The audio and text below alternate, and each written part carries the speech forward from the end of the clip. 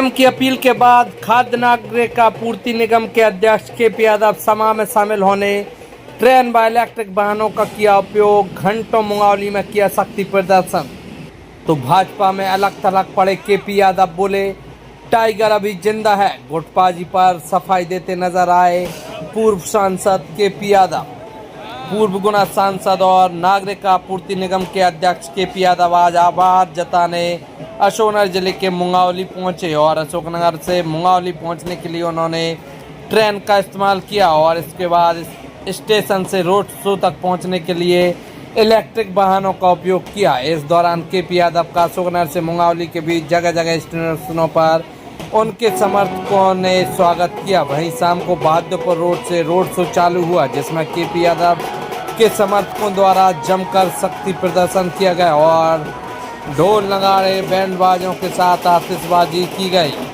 जगह जगह भव्य स्वागत किया गया, लेकिन इस दौरान भाजपा में गुटबाजी खुलेआम देखने को मिली और केपी यादव के इस रोड शो में भाजपा का कोई भी पदाधिकारी देखने को नहीं मिला और न ही कहीं भाजपा पदाधिकारियों ने इनका स्वागत किया गया। लेकिन इस सब के बीच केपी यादव ने भी उन वरिष्ठ भाजपाइयों को एकजुट करके जो कहीं ना कहीं भाजपा में साइड लाइन है उनको मंच पर स्थान दिया। वहीं मंच से केपी यादव ने जहां पदाधिकारियों से लेकर विधायक तक की अनुपस्थिति पर बोलते हुए कहा कि शायद है सभी लोग दूर होंगे और पीएम की अपील के कारण वाहनों का उपयोग नहीं किया, इसलिए सभा में नहीं पहुंचे। साथ ही केपी ने कहा कि हम सभी को एकजुट होकर पार्टी को मजबूत करना है, ना कि गलत दिशा में जाना है।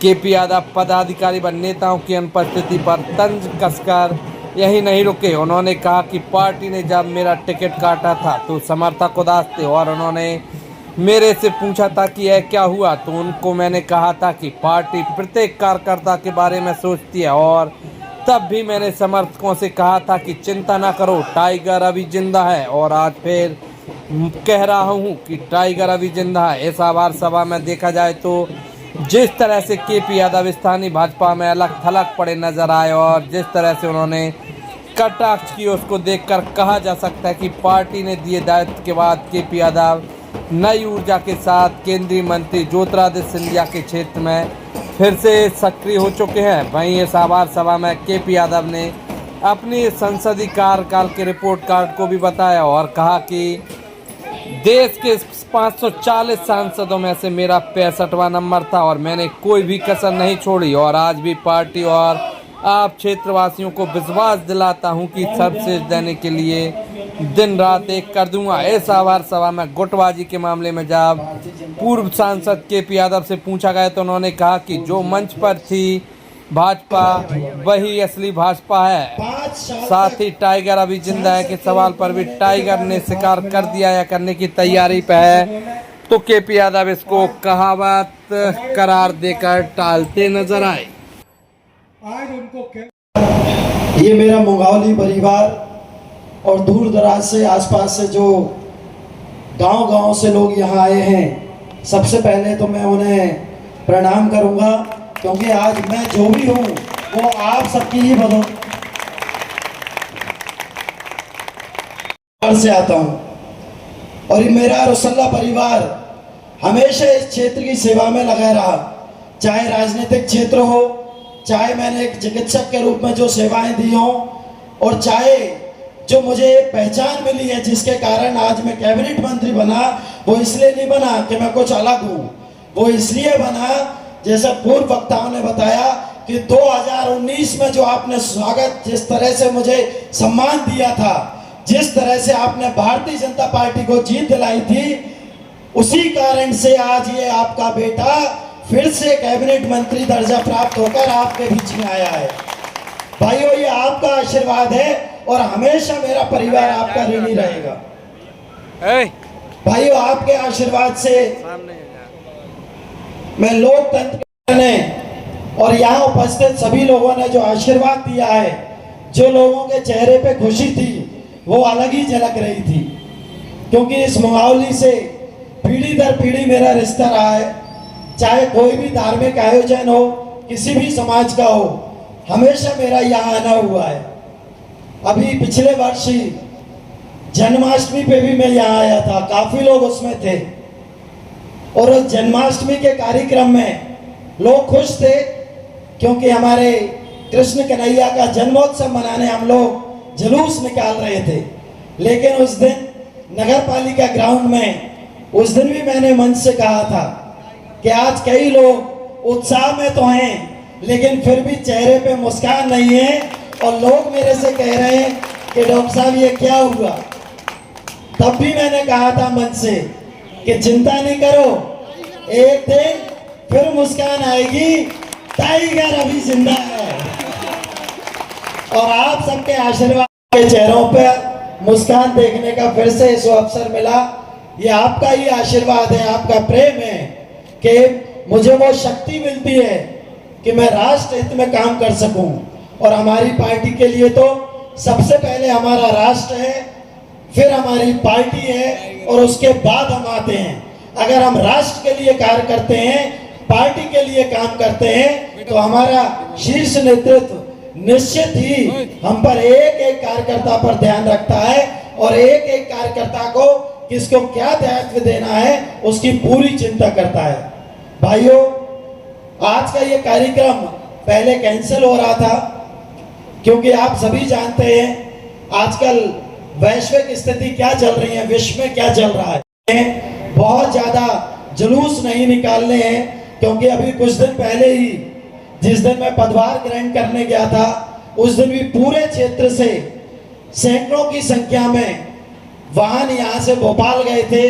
लेकिन उसके बाद जैसे ही हमारे यशस्वी प्रधानमंत्री जी ने अपील की कि हमको काफिलों में नहीं जाना है, डीजल पेट्रोल की बचत करनी है, तो मैंने आग्रह किया था परसों ही कि काफिले में कोई ना आए, गाड़ियों से ना आए। मैं स्वयं भी आज जो है ट्रेन से यहाँ तक आया और मैंने स्वयं ने सभी लोगों से आग्रह किया था कि लोग वाहनों से यहाँ ना आए, या तो ट्रेन से आए या बस से आए या ऐसे किसी साधन से आए कि हम सभी इकट्ठा आए और डीजल पेट्रोल की जितनी हो सके बचत करें। शायद इसीलिए आज जो हमारे पूर्व मंडल अध्यक्ष जी ने नाम लिए, कुछ लोग नहीं आ पाए क्योंकि शायद वो दूर दराज क्षेत्र में होंगे और वाहन से उनको आना पड़ता, तो शायद इसलिए वो लोग नहीं आ पाए। तो उनका भी बहुत बहुत धन्यवाद। आपका वहीं से मुझे स्नेह, प्यार और आशीर्वाद हमेशा मिलता रहे। हमेशा मेरी कोशिश होगी कि ये पार्टी एकजुट होकर रहे, हम राष्ट्र निर्माण के लिए कार्य करें, हम देश के लिए काम करें, हम अपनी पार्टी को मजबूत करने के लिए काम करें, ना कि हम कहीं और रास्ता भटकें। तो मेरा आप सभी को बहुत बहुत धन्यवाद जो आप लोग आज यहाँ पधारे मुझे आशीर्वाद देने के लिए। और इस मंच का तो मैं हमेशा हमेशा आभारी रहूंगा, हमेशा प्रयास करूंगा डॉक्टर साहब कि आपके बताए हुए रास्ते पर चलूं। मैं किसान का बेटा हूं, मैं कैसे भी बंजर भूमि होगी पूरा प्रयास करूंगा कि उसमें फसल लहराए, जैसे भी हो सके खेत खेत तक पानी पहुंचे और हर खेत में सिंचित हो और फसल भरपूर लहराए और हमारे किसानों के जीवन में खुशहाली आए।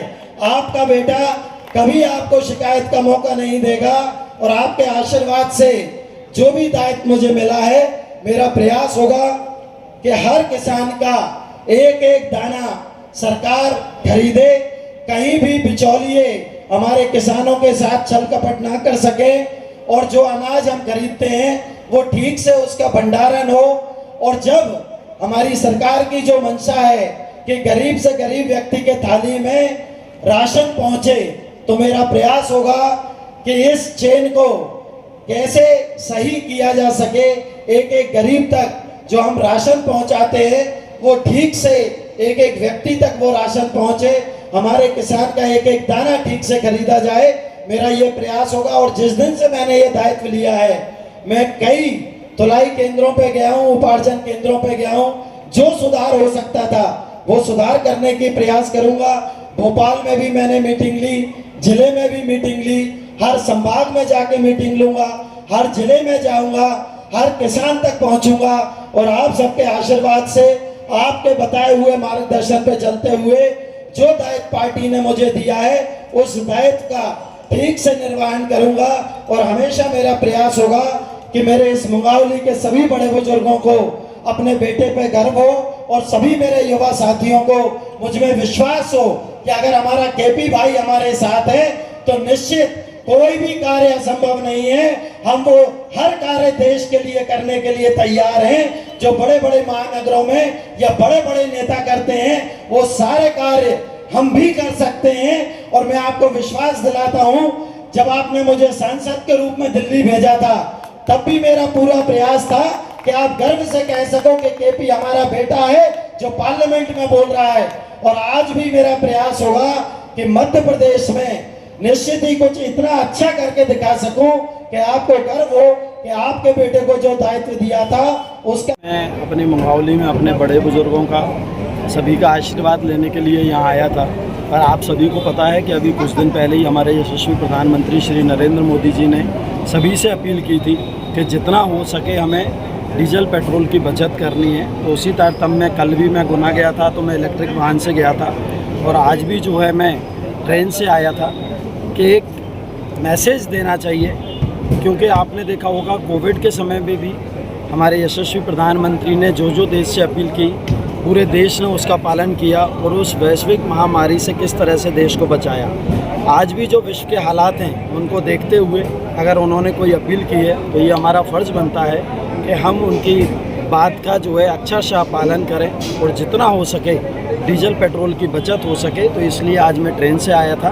पर चूँकि ये मेरा अपना परिवार है, अपना घर है, यहाँ के बड़े बुजुर्गों का आशीर्वाद ही मेरी ताकत है, तो इसलिए मैं आज आया था और पैदल पैदल पूरे शहर में मैं घर घर गया और सबका मुझे बहुत बहुत आशीर्वाद मिला है। निश्चित रूप से मुझे वो शक्ति मिली है कि जो दायित्व मेरी पार्टी ने मुझे सौंपा है उसको मैं ठीक से निर्वहन कर सकूँ। यही आपने थोड़ी देर पहले ही मंच संचालन जो कर रहे थे उनसे सुना होगा कि यही भाजपा है। जो लोग खड़े हैं इसी ने भाजपा को खड़ा किया है। जहाँ 2 सांसद होते थे आज देश की सबसे बड़ी पार्टी है। तो इन्हीं की आशीर्वाद से, इनकी मेहनत से, इनकी लगन से आज ये पार्टी यहाँ तक पहुँची है और यही भाजपा है जो आज मंच पे थी। मैंने आपको बोला ही कि जो लोग नहीं आए शायद उनको बस या ट्रेन नहीं मिली होगी और वो अपने वाहन से आते तो शायद मोदी जी ने जो कहा है वो हम पूरा नहीं कर पाते, इसलिए हमारे कुछ पदाधिकारी नहीं आ पाए हैं, लेकिन उनका आशीर्वाद मुझे वहीं से प्राप्त हो गया।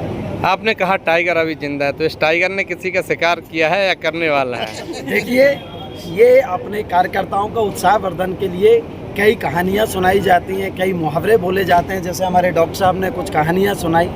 तो हम एक ऐसी पार्टी में रहते हैं, हम संघ परिवार के साथ जब भी बैठते हैं तो हमें कई किस्से, कहानियाँ, कई मुहावरे सुनाए जाते हैं जिससे युवाओं में उत्साहवर्धन हो और हम पूरी ताकत से राष्ट्र के लिए काम कर सकें, अपनी पार्टी के लिए काम कर सकें। तो कैसे ऐसे कई उत्साहवर्धक हमें नारे और कई कहानियाँ सुनानी पड़ती हैं।